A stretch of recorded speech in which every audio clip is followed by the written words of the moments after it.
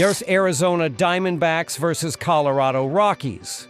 The D-backs head to the thin air of Denver to take on the Rockies in an NL West battle. The Diamondbacks have played well recently, but have too many hills to climb to earn a playoff spot. The Rockies have an outside chance of finishing with the worst record in baseball history. The pitching matchup in the series opener will feature Diamondbacks lefty Eduardo Rodriguez, 4'7", 5.68, taking on Rockies righty Bradley Blaylock, 1'3", 7.89. While it is unlikely that the Arizona Diamondbacks can make up for the hole they've dug themselves in this season, they are surely trying to close strong. The Diamondbacks have won 7 of their last 10 games heading into their series finale against the Rangers in Texas on Wednesday afternoon. The Diamondbacks trailed 4-2 entering the top of the 9th inning. James McCann homered to cut the lead to 1, and then 3 batters later, Ketel Marte belted a 3-run blast to give the D-backs the lead for good. Marte finished the afternoon 4 for 5 with 4 RBI. The Diamondbacks are closing in on a .500 record, even after parting with some key veterans at the trade deadline, including longtime starter Merrill Kelly and power-hitting third baseman Eugenio Suarez. They'll send veteran lefty Eduardo Rodriguez to the hill to kick off the 4-game weekend series with the Rockies. Rodriguez is 4-7 in 20 starts this season, including 4 quality starts. He has allowed 131 hits in 103 innings pitched, including 19 home runs. He has an ERA of 5.68 and a WHIP of 1.68. Rodriguez has walked 42 and struck out 105 this season. The Diamondbacks have lost 3 of Rodriguez's last 5 starts. He is 3-5 with a 5.63 ERA in 11 starts on the road, making this a critical outing for both him and the team. The Colorado Rockies are in the midst of the organization's worst season in history, already tallying 88 losses with still a month and a half left in the schedule entering Wednesday afternoon's game in St. Louis. The Rockies seem destined for their 89th defeat, trailing 5-4 going into the top of the 9th inning. However, pinch hitter Hunter Goodman emerged as the unlikely hero, launching a dramatic 2-run homer to give Colorado the lead for good and salvage the game. This clutch performance helped the Rockies finish the series strong, winning 2 straight games against the Cardinals and providing a rare moment of optimism in an otherwise difficult season. The Rockies finally ended an 8-game skid by taking the final 2 games of their series against the Cardinals, giving them a brief boost of confidence heading into this weekend's series against the Diamondbacks. Even with that small momentum, Colorado still sits with just 32 wins on the season, highlighting ongoing struggles across both pitching and offense. Right-hander Bradley Blaylock will get the ball in the series opener on Thursday night, hoping to steady the rotation. Blaylock is 1-3 in 10 starts this season, sporting a 7.89 ERA and a 1.71 WHIP, with 60 hits allowed in 43.1 innings, including 9 home runs surrendered. He has issued 14 walks and struck out just 22 batters, showing control issues and limited dominance. The Rockies have dropped 3 of his last 5 starts overall, and he has struggled particularly on the road, going 1-3 with an alarming 11.76 ERA in 5 road starts. Given these numbers, the Rockies will need both timely hitting and bullpen support if they hope to overcome Blaylock's ongoing inconsistencies. This could be the type of game that keeps the scoreboard operator at Coors Field busy from start to finish. The Diamondbacks will send Rodriguez to the mound, a starter who has struggled this season, carrying a 5.68 ERA, allowing 131 hits in just 103 innings, and surrendering 19 home runs already. Colorado counters with Blaylock, whose ERA is hovering near 8 overall and skyrockets to 11.76 at home, highlighting his severe struggles in the hitter-friendly conditions of Coors Field. He has already given up 9 home runs in just 43 innings, making him highly vulnerable against a power-hitting lineup. The Rockies have a brief 2-game winning streak, but prior to that they had dropped 8 straight contests, showing inconsistency on both sides of the ball. Meanwhile, the Diamondbacks have been in strong form, winning 8 of their last 10 games, and their 168 home runs this season indicate they can take full advantage of Colorado's thin air. Additionally, Arizona has already beaten Colorado in 2 of 3 games earlier this season in Denver, proving they can hit and score consistently in this ballpark. With both starting pitchers struggling and lineups capable of producing long balls, this matchup looks primed for a high-scoring affair that could push well over the total. After analyzing both teams, my pick for this match is Diamondbacks ML. Drop your thoughts and predictions in the comments box. Chicago Cubs versus Toronto Blue Jays. The Chicago Cubs squaring off against the Toronto Blue Jays in the Interleague Showdown at Rogers Centre in Toronto, Ontario. Chicago and Toronto wrap up their 3-game regular season series. The Blue Jays beat the Cubs 5-1 in the opener, while the middle game has been excluded from the analysis. The Chicago Cubs mustered just 4 hits last Tuesday. It was their 2nd loss in a row and 8th defeat in 13 games. The Cubs fell 7.5 games behind the NL Central leading Milwaukee Brewers, holding the top wildcard spot in the National League. Chicago is slashing just .223/283/341 with 9 home runs in August, 328 at-bats. The Cubs desperately need more from their offense, which has been terrific through the first 4 months of the season. Chicago ranks 4th in the MLB in runs scored, 5.08 per game, and 9th in runs allowed, 4.13. Matthew Boyd is expected to take the mound at Rogers Centre on Thursday afternoon. The 34-year-old left-hander has been outstanding so far this season and carries an 11-5 record with a 2.45 ERA and 1.05 WHIP in 23 starts, 135.2 innings pitched. Boyd is 0-3 with a 4.46 ERA in 7 career starts against the Blue Jays, but he hasn't met them since 2021. 6 guys from this Toronto team have seen Boyd before, combining for 5 singles and a home run in 16 at-bats. The Blue Jays outed the Cubs 12-4 last Tuesday, earning the win. Dalton Varsho went 2 for 4 with a solo homer. Ernie Clement hit a 3-run shot, and Jose Berrios pitched 5 1/3 scoreless innings. The Blue Jays are slashing a robust .323/378/566 with 21 home runs in August, 371 at-bats. They rank 7th in the majors in runs scored, 4.90 per game, and 22nd in runs allowed, 4.50. The Blue Jays are topping the AL East with the best record in the American League. Max Scherzer is projected to get the ball on Thursday, and the 41-year-old righty carries a 2-2 record with a 4.21 ERA and 1.11 WHIP in 9 starts, 47 IP, in 2025.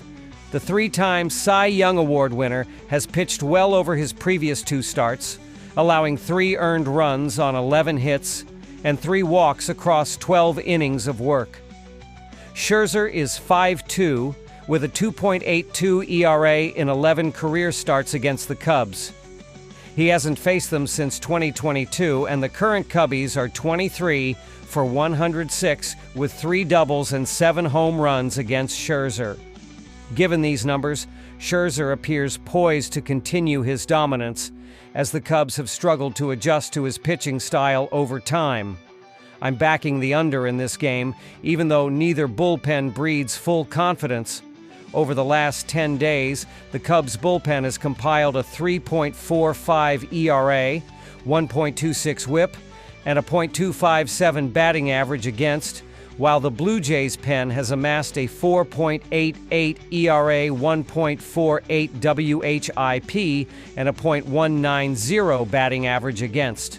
Despite some inconsistencies, both bullpens have shown the ability to limit big innings, particularly when starters exit with manageable leads, making this game more likely to stay under the total rather than explode into a high-scoring affair. However, the Cubs have been struggling to generate offense over the last couple of weeks, and those difficulties could easily continue when they face a dominant pitcher like Max Scherzer. On the other side, I expect the Blue Jays to score 2 or 3 runs off Matthew Boyd, as he has shown some vulnerability at times this season. Still, I would be surprised to see Boyd experience a full meltdown, given his experience and ability to work out of jams. Overall, this matchup looks like a contest where pitching will likely dictate the flow, with limited offensive fireworks on both sides. I expect Max Scherzer to continue his impressive run of form and dominate on the mound once again. As I mentioned, the Cubs have been struggling at the plate lately, showing little ability to adjust to quality pitching. Over the last 10 days, they are hitting just 217/283/329 with a 75 WRC+ against right-handed pitchers across 227 plate appearances, illustrating a significant drop in offensive production. Given Scherzer's consistency and the Cubs' ongoing woes against righties, this matchup heavily favors the pitcher, and I anticipate another strong outing where he keeps the Cubs' lineup largely in check. During that stretch, the Blue Jays have done a great job against the Southpaws, slashing .306/370/519 with a 148 WRC+ across 119 plate appearances. Matthew Boyd is having a solid season, but the veteran lefty has allowed 8 earned runs over his last 3 starts and 17 innings of work. He'll have a tall task to keep the Jays quiet, as their lineup has been swinging the bats with confidence and making adjustments quickly. Boyd will need to mix his pitches effectively and maintain sharp command to prevent Toronto from taking an early lead and controlling the pace of the game. After analyzing both teams, my pick for this match is Toronto Blue Jays ML. Drop your thoughts and predictions in the comments box. Philadelphia Phillies versus Washington Nationals. It's the opening game of a 4-game series between National League East foes on the diamond in the nation's capital as the Philadelphia Phillies travel to face the Washington Nationals Thursday night, and Philadelphia closed a 3-game set on the road against the Reds, looking to earn a series win. The Phillies fell 6-1 in the middle game of the set Tuesday night. Washington finished a 3-game set on the road against the Royals Wednesday afternoon, winning 8-7 to avoid a sweep. In the season series, the Phillies own a 4-2 advantage, including taking 2 of 3 at home April 29th to May 1st. Philadelphia was downed in the middle game of their 3-game series with the Reds Tuesday night, setting up a rubber game for Wednesday. The Phillies entered Wednesday 69-50 and held a 5-game lead over the Mets for the top spot in the NL East. Against Cincinnati Tuesday night, Philadelphia was limited to 5 hits in the contest, with no player recording more than 1. Bryce Harper hit his 18th homer of the season in the 9th inning to help the Phillies avoid being shut out in the loss. Ranger Suarez, 8-6, took the loss as he threw 5.1 innings, allowing 6 runs on 10 hits with 2 walks and 3 strikeouts before leaving the game. Jesus Luzardo gets the ball for the Phillies as he makes his 25th start of the season in this contest. He is 11-5 with a 4.20 ERA, a 1.346 WHIP, 45 walks, and 151 strikeouts over 133 innings of work this season. Luzardo earned the win in his last start, which came against the Rangers on the road Saturday. He threw 6 innings, allowing 1 run on 7 hits with 1 walk and 4 strikeouts in a 3-2 Phillies victory. In his last 3 starts, Luzardo is 3-0 with a 1.89 ERA, a 0.84 WHIP, 2 walks, and 15 strikeouts over 19 innings of work. Luzardo makes his 9th career start against the Nationals in this contest. He is 2-3 with a 5.05 ERA, a 1.537 WHIP, 15 walks and 37 strikeouts over 41 innings of work against them. Luzardo is 2-2 with a 4.1 ERA, a 1.367 WHIP, 9 walks and 25 strikeouts over 26.1 innings in 5 career starts at Nationals Park. Washington snapped a 2-game slide and avoided a sweep at the hands of the Royals as they prevailed in the series finale Wednesday afternoon. The Nationals entered Wednesday night 48-72 and were in the basement of the NL East, 21.5 games behind the Phillies for the top spot. They were 16.5 games behind the Mets for the final wild card spot in the National League playoff picture.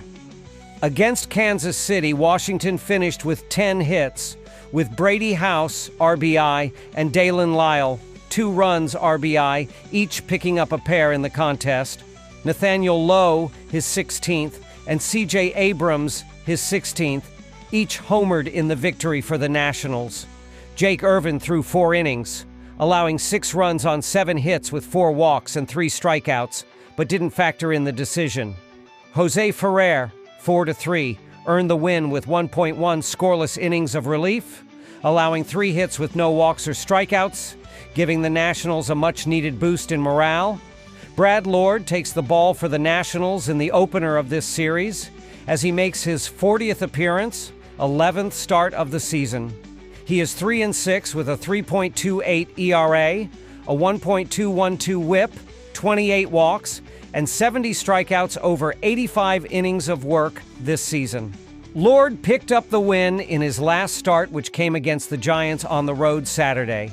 He threw 6 innings, allowing 1 run on 4 hits with 2 walks and 5 strikeouts in a 4-2 Nationals win. In his last 3 starts, Lord is 1-1 with a 2.81 ERA, a 1.00 WHIP, 5 walks, and 13 strikeouts over 281 innings, 16 innings of work. Lord makes his 3rd career appearance, 2nd start against the Phillies in this contest. He is 1-0 with a 5.40 ERA, a 2.00 WHIP, 3 walks, and 4 strikeouts over 5 innings of work against them. Lord is 0-3 with a 4.15 ERA, a 1.359 WHIP, 14 walks, and 35 strikeouts over 39 innings of work in 19 career appearances, 5 starts at Nationals Park, where he has shown flashes of potential but has struggled to consistently dominate opposing hitters over multiple seasons. Washington is at home in the opening game of this set, but they have struggled for much of the year. Lord, even with pitching decently of late, has been more effective as a reliever, 2.79 ERA, 1.164 WHIP, .217 batting average against over 38.2 innings, than as a starter, 3.69 ERA, 1.252 WHIP, .257 batting average against over 46.1 innings this season. Philadelphia has a talented lineup, and Luzardo has also been effective on the mound. The Phillies had plenty of opportunities against Lord in his limited action versus them, and with their depth and ability to exploit mistakes, they should be able to capitalize on their chances in this contest. After analyzing both teams, my pick for this match is Philadelphia Phillies ML. Drop your thoughts and predictions in the comments box. Detroit Tigers versus Minnesota Twins. The Detroit Tigers, 70-52, 58-64 RL, 63-52-7 OU, and the Minnesota Twins, 56-63, 57-62 RL, 52-59-9 OU, begin a divisional series on Friday evening.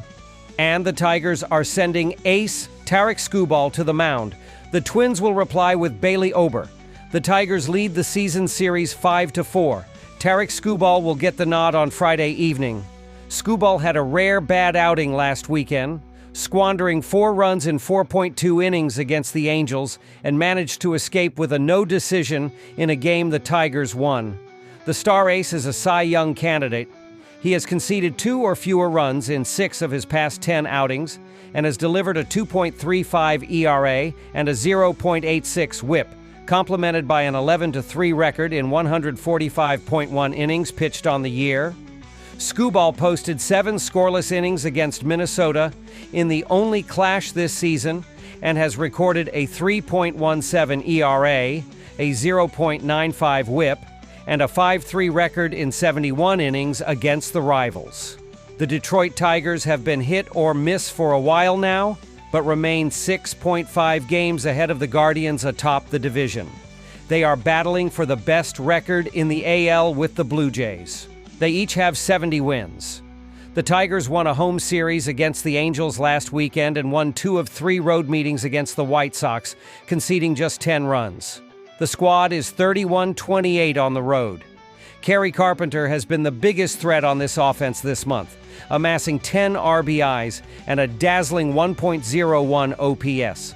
The 27-year-old slugger has bashed 21 home runs along with 45 RBIs in 92 games. Spencer Torkelson has a .780 OPS in August. The 25-year-old first baseman has power, bashing 26 home runs with 66 RBIs. Dylan Dingler is becoming one of the best young catchers in the game. The 26-year-old has 46 RBIs and a strong .750 OPS. Javier Baez has been kept in check by Minnesota this season, managing only 1 RBI and a .420 OPS.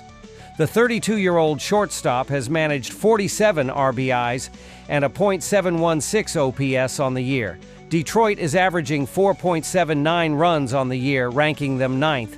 The pitching staff has a 3.88 ERA, placing them 15th. Bailey Ober will get the nod. Ober was outstanding in his recent effort, keeping the Royals to 1 run in 6 innings and was dealt the loss. The veteran has squandered 4 or more runs in 5 of his past 6 performances and has ugly numbers, sporting a 5.16 ERA and a 1.38 WHIP, accompanied by a .476 record in 103 innings. He gave up 7 runs against Detroit last month and has issued a 4.05 ERA, a 1.22 WHIP, and a 4.3 record in 66.2 innings. The Minnesota Twins have been competitive since trading 10 players last month. They won a home series against the Royals this past weekend. Next, they headed on the road to clash with the Yankees and dropped the first 2 meetings, entering Wednesday's 3rd game. They scored 3 runs and squandered 15 runs in the first 2 games. The Twins stand at 32-25 at home. Trevor Larnach has been a tough out, amassing 6 RBIs this month. The 28-year-old slugger has clubbed 16 home runs with 49 RBIs and a .731 OPS. Matt Wallner has been a huge threat, netting a 1.1 OPS in August.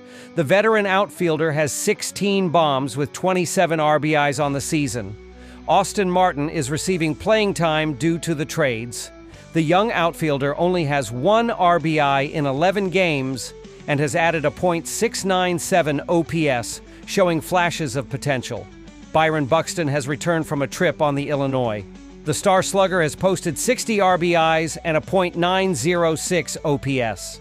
He has 6 RBIs and a 1.2 OPS against Detroit, making him a key offensive weapon for upcoming matchups. Minnesota is posting an average of 4.17 runs on the year, marking them 22nd. The pitching staff has issued a 4.30 ERA, pegging them 23rd. The Detroit Tigers have been shaky, especially on the road, where they have won just 4 of their past 10 games. The Minnesota Twins have been more competitive than expected after trading away 10 players last month. The Twins recorded a series win against the Tigers earlier this month and also won their previous home series, showing resilience and depth despite roster changes. Their ability to execute both offensively and on the mound has made them a tough opponent at home, and they will look to build on recent momentum against a struggling Detroit team. Furthermore, Tarek Skubal has been human recently. He has surrendered 7 runs in his past 2 outings, spanning only 11.2 innings pitched, including 4 runs against the Angels in his most recent start. Twins pitcher Bailey Ober, on the other hand, conceded just 1 run in 6 innings in his previous effort, showcasing much better command and efficiency. It's also worth noting that each of the Tigers' past 3 wins has come by just a single run, highlighting how fragile their recent success has been and how easily a well-pitched game could limit their scoring opportunities. After analyzing both teams, my pick for this match is Minnesota Twins plus 1.5. Drop your thoughts and predictions in the comments box.